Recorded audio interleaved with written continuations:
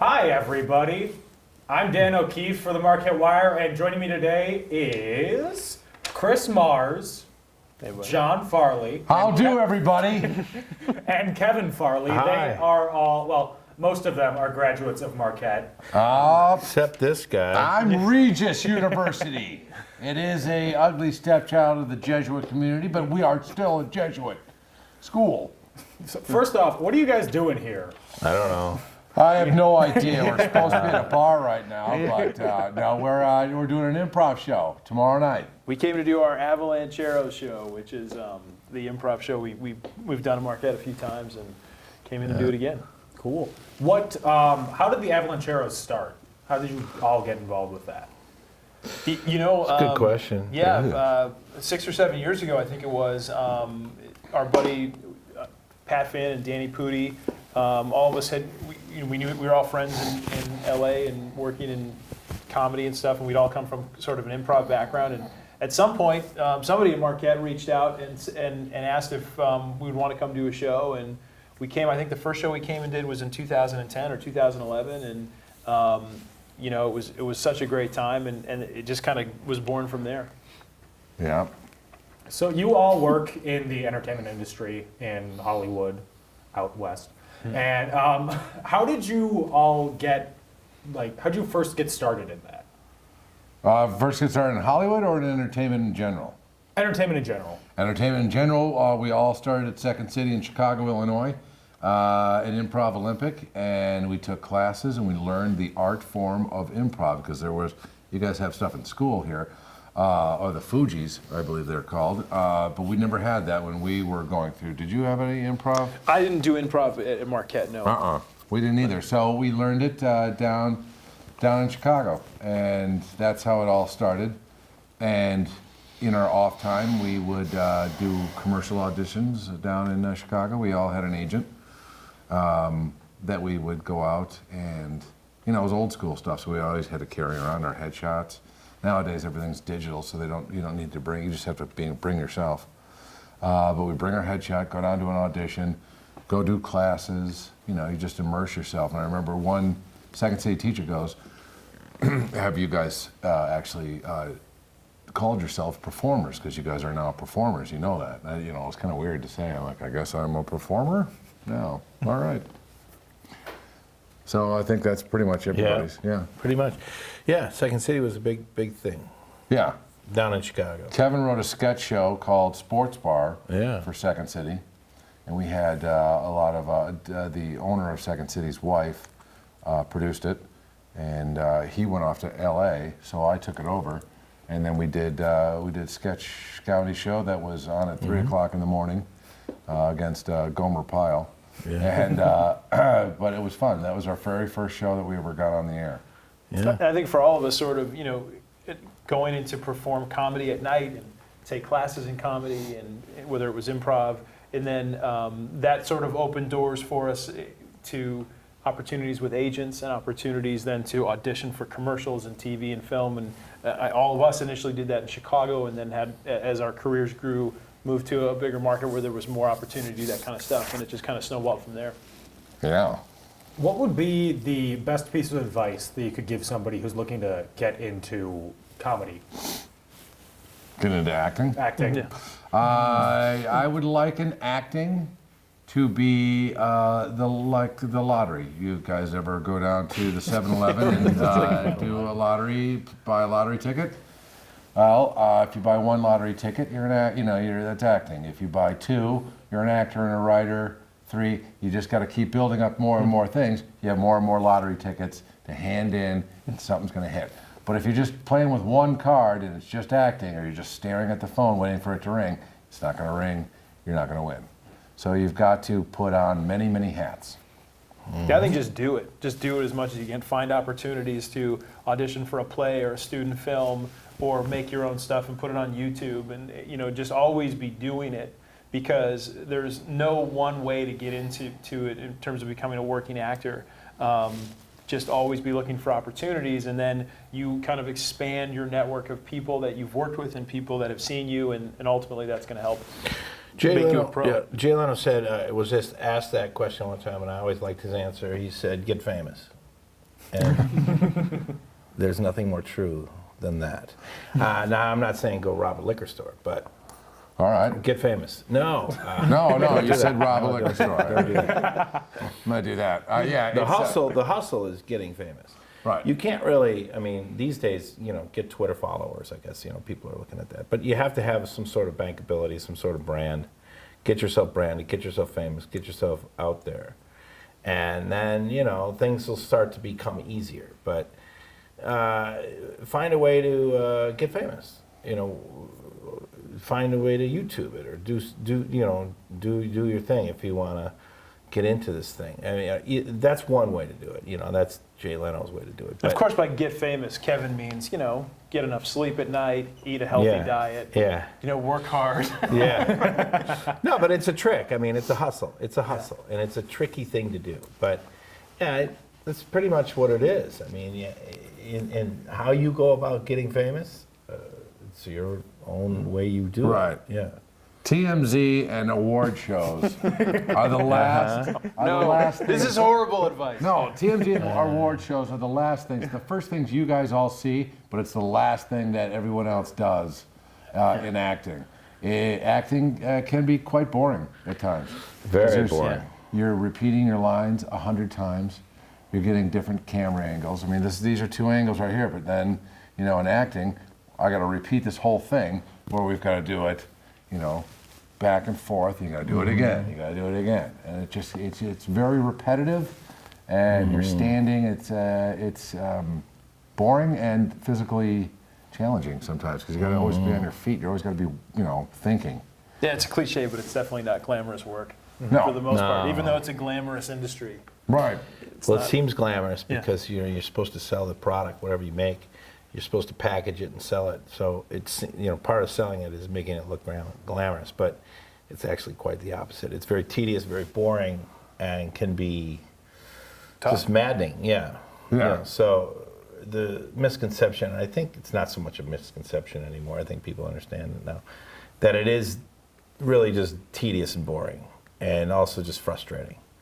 So if you really want to do it, if you can do anything else, do it. But if you really, really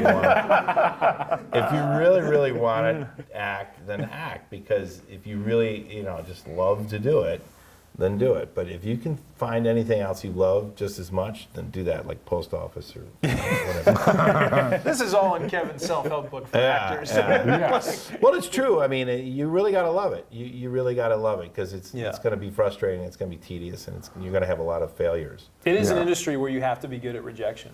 You have to be prepared because even the busiest actors, the people you've seen, they've all been rejected so frequently. It's just a part of it, and learning to not take that personally and learning to continue to move forward and take the next step and find the right roles for you or opportunities or whatever that might be. That's a big part of it. I think especially for young people who are starting to get into it, because a lot of times you've been a star in your high school theater department. You come to a place like Marquette, and you've had opportunities to play great roles as an actor. And then you get out into the world of professionals, and everybody's kind of like that. The people who are trying to do it, and they've all had this kind of success. And that's when you start running into, that's when it's a professional setting, and it's much harder. And becoming able to take the rejection, which for a lot of people it's the first time in their life that they're not getting the big part that they expected to get.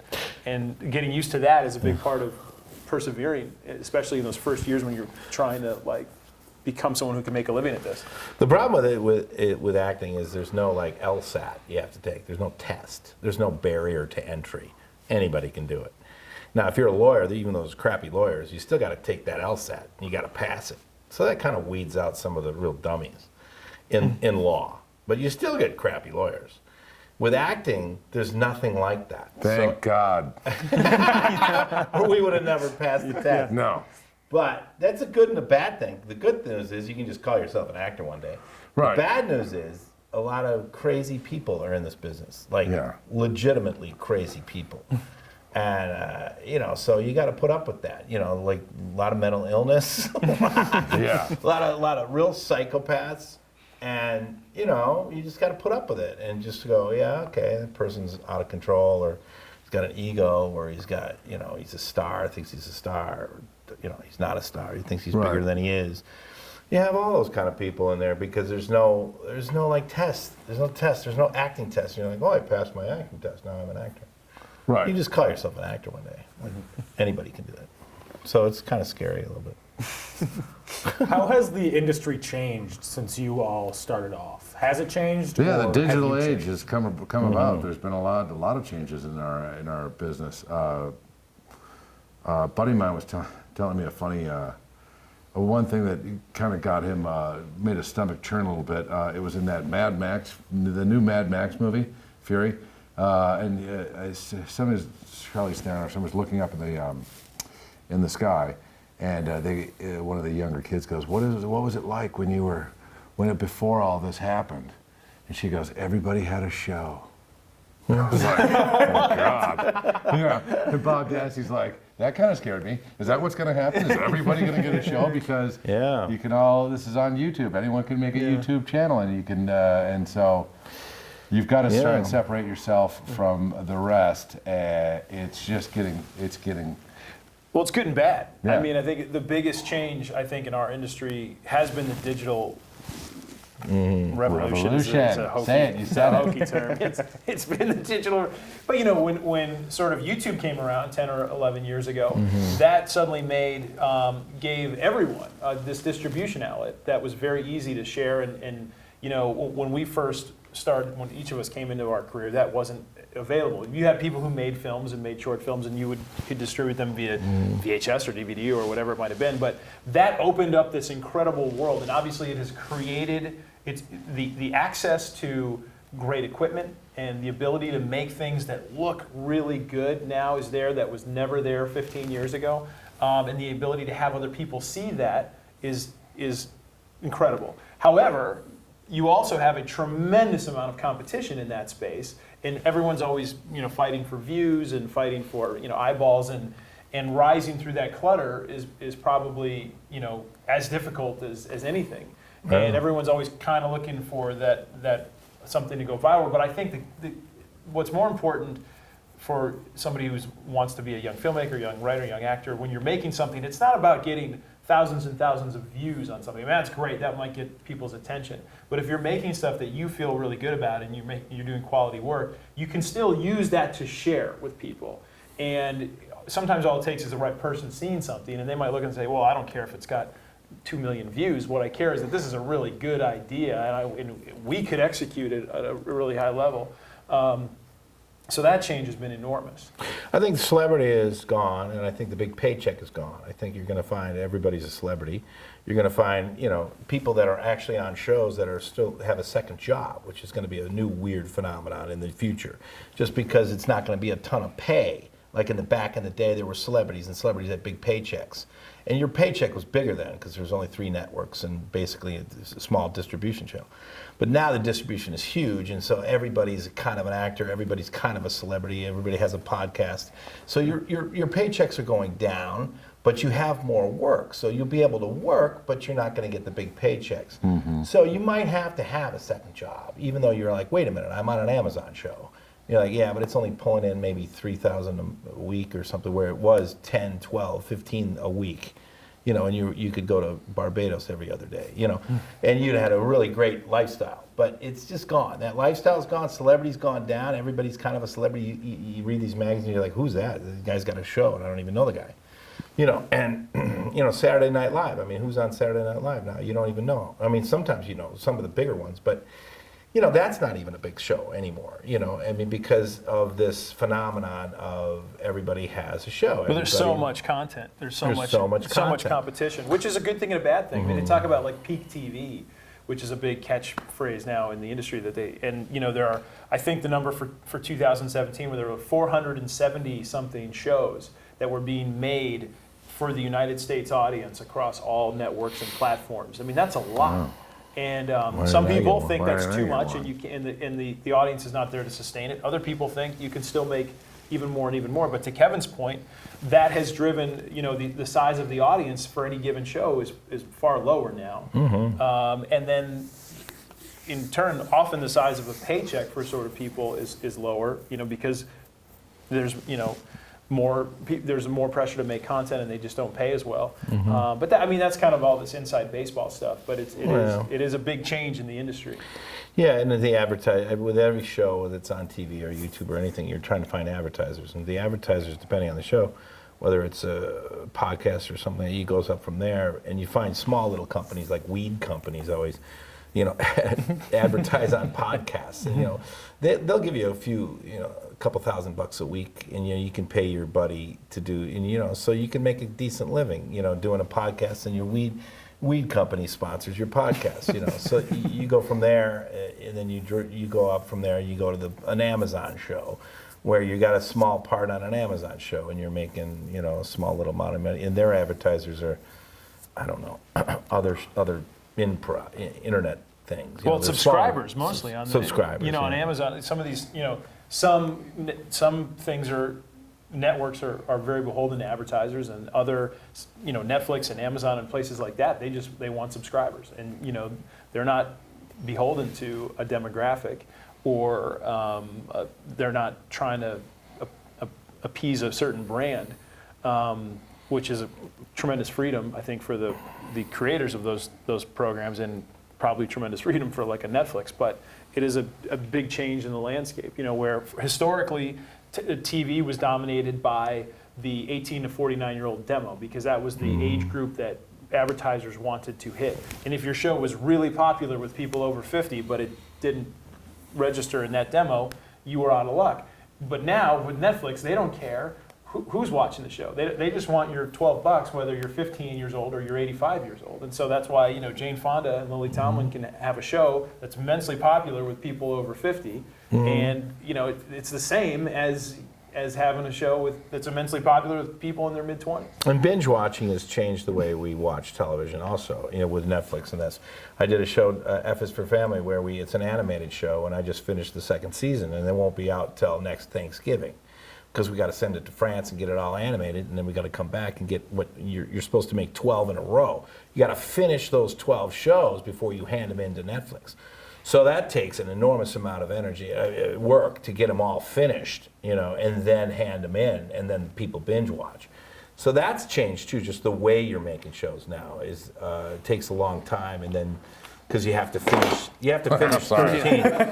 Yeah. Chairs have changed. Yeah. There was a time when Yeah. chairs like this held up, and John knew how to sit in them. I don't anymore.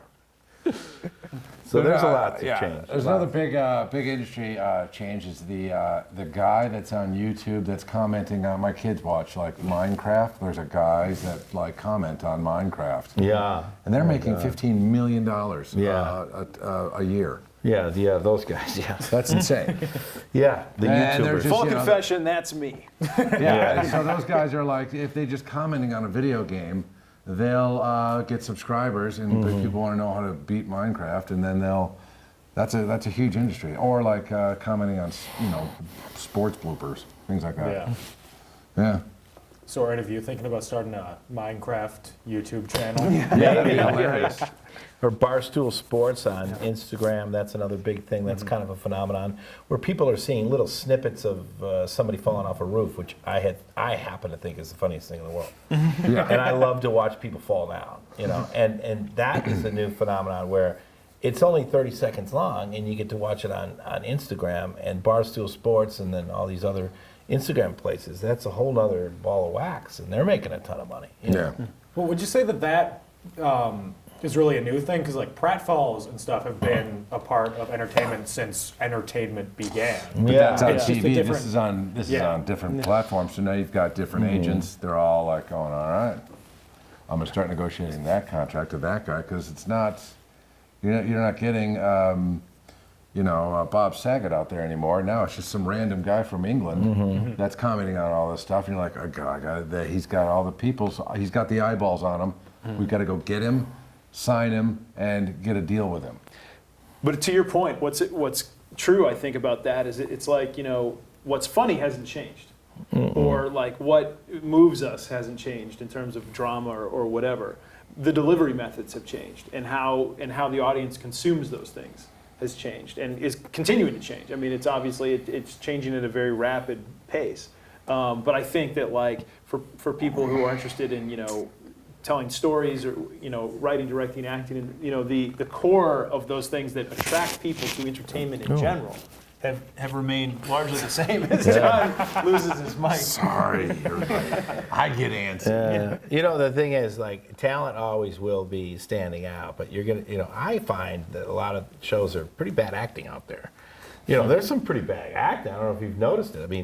But I don't think we care really as much. Game of Thrones I love, but then I notice it and I look at it and I go, wait, that's really bad acting. But yeah, I don't care because it's got all the dragons and everything else. Which is great. Right. So I'm letting the acting slide. The dragons are the dragons are of great. Right. the Lord. But I will say that if that's not an excuse to do bad acting. But if you do good acting, it'll stand out even more now because there's so many bad actors out there. And if you do well and you do score, or you do a good job, it's going to stand out because man, there's a lot of crap out there. I know. A lot of crap. Just waiting for that next nude scene. Wait, what? Sorry, I'm kidding. Chris and Kevin, you both graduated from Marquette. That's right. About 10 years apart from each other. That's Yeah. right. How would man. you say that your experience at Marquette affected you going forward in this industry? See you later.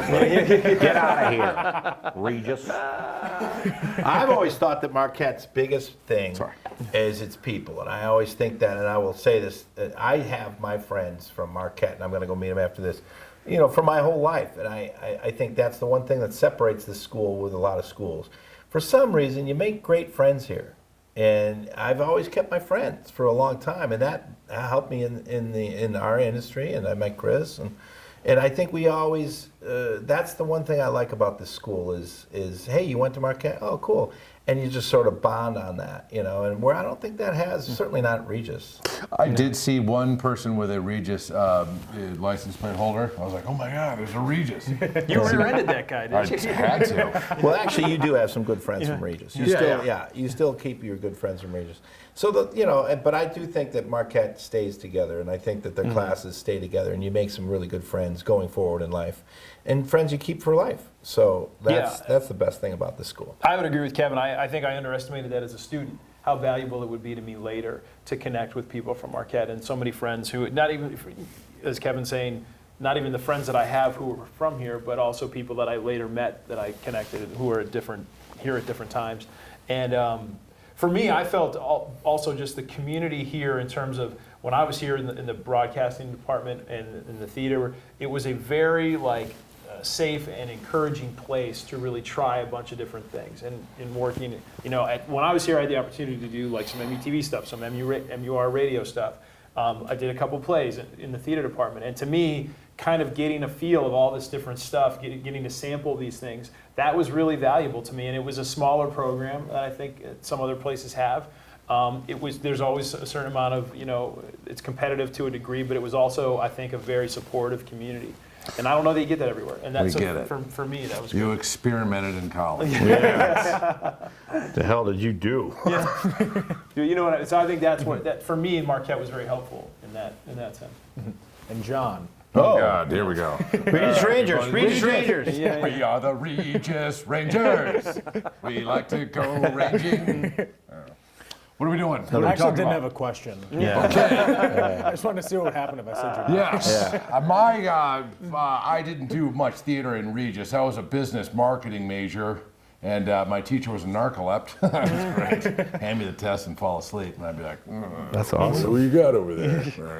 But I did do one play called Lone Star, Sam Shepard play, and that was a blast. We did that and did a bunch of other things. Made pipes, things, different things. There was woodworking class. It was really difficult stuff. Skiing a lot. It was in Denver, Colorado. And but all my friends, we stick together. And you'll find them in your community. Somehow they'll have a get together and you'll be like, all right, I know you guys, our kids are close, and you'll bond. Which is great. You'll have them over for dinner or a football game, basketball game, stuff like that. And so I think the whole Jesuit community can say that. Darn right. Yeah. Good Jesuit schools. Thanks, Kev. Yeah. All right. Chris, you wrote something. I was looking through your IMDb page Yeah. earlier. You wrote a something writer. called, or you directed it too, The Bachelor Chewbacca. Yeah, I'm very what is proud of that. Oh, I did a sketch. I was working with this company. I can't remember what they were called. They wanted to do a sci-fi inspired sketch comedy channel.